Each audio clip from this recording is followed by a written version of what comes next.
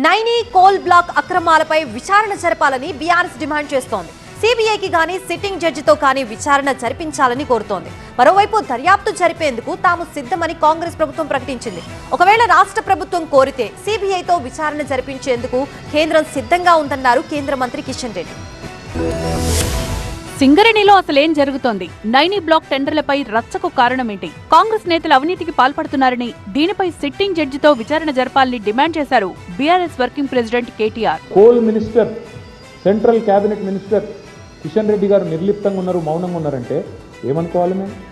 ఈయనకు కూడా ఇలా వాటాలు ముందుతున్నాయనా? సిట్టింగ్ సుప్రీంకోర్టు జడ్జితో కానీ సిట్టింగ్ హైకోర్టు జడ్జితో కానీ వెంటనే ఒక కమిషన్ వేయండి. నైని బ్లాక్ విషయంలో అక్రమాలు జరిగాయి అనడానికి తన దగ్గర ఆధారాలు ఉన్నాయన్నారు మాజీ మంత్రి హరీష్ రావు. సిబిఐతో విచారణ జరిపిస్తే ఆధారాలు సమర్పిస్తానన్నారు.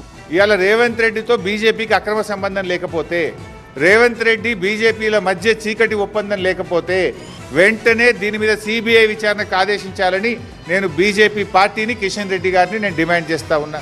సింగరేణి విషయంలో కాంగ్రెస్ ప్రభుత్వం పారదర్శకంగా వ్యవహరిస్తుందన్న మంత్రి పొన్నం ప్రభాకర్ విచారణకు సిద్ధమని ప్రకటించారు. ముఖ్యమంత్రి గారు విదేశాల నుంచి వచ్చిన తర్వాత 2014 నుంచి ఇచ్చినటువంటి అన్ని గనులతో సహా 2026 జనవరికి ఇచ్చినటువంటి అన్నిటి మీద కూడా ఎంక్వైరీ చేయడానికి మాకేం అభ్యంతరం లేదు. తప్పకుండా హరీష్ రావు గారు ఒక లేఖ రాయండి.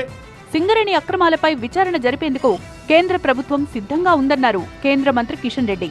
ఒక్క నైని కోల్ బ్లాకే కాదు, సింగరేణిలో ఉన్న అక్రమాలపై సిబిఐ విచారణ అవసరమన్నారు. సింగరేణిని రక్షించుకునేందుకు కేంద్రం సహకరిస్తుందన్నారు కిషన్ రెడ్డి. సిబిఐ దర్యాప్తు చేయడానికి రాష్ట్ర ప్రభుత్వం ముందుకొస్తే, రాష్ట్ర ప్రభుత్వం ప్రతిపాదిస్తే తప్పకుండా ఈ విషయంలో కేంద్రం పరిశీలిస్తుందన్న విషయాన్ని సందర్భంగా ఉంది. ఒక్క నైని కోల్ బ్లాక్ కాదు, యావత్తు సింగరేణిలో జరుగుతున్నటువంటి అక్రమాల మీద చర్చ జరగాల్సిన అవసరం. సింగరేణి కార్మికుల యొక్క భవిష్యత్తును రక్షించే విషయంలో పూర్తి స్థాయిలో దర్యాప్తు జరగాల్సినటువంటి అవసరం ఉందని చెప్పి నేను కేంద్ర మంత్రిగా భావిస్తాను.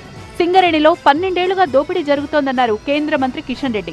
గత బీఆర్ఎస్ హయాంలో, ప్రస్తుత కాంగ్రెస్ హయాంలో జరిగిన దోపిడీని బయటకు తీయాల్సిన అవసరం ఉందన్నారు.